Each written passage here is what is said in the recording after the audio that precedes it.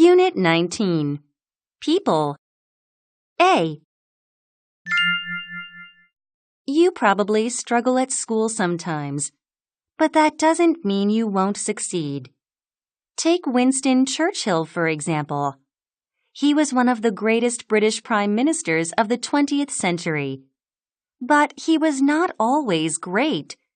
At school, he was a failure. Winston was born in 1874. At 7, he was sent to boarding school. He hated it. His teachers were strict and beat pupils whenever they misbehaved. In Winston's case, this happened quite frequently. Winston was regularly late for lessons, and he was constantly losing his books.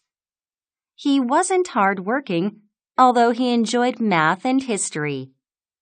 In one examination, he was so puzzled by the questions that he wrote his name and nothing else. After leaving school, Winston wanted to enter Sandhurst, a famous English military school, but he failed the entry test. He retook it and failed again. He wasn't accepted until his 3rd attempt.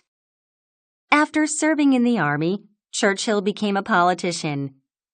During World War II, when people lost confidence in Prime Minister Neville Chamberlain, Churchill took over.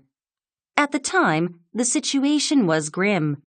Hitler had invaded France, and Britain was fighting Germany alone. But Churchill kept the people's fighting spirit alive.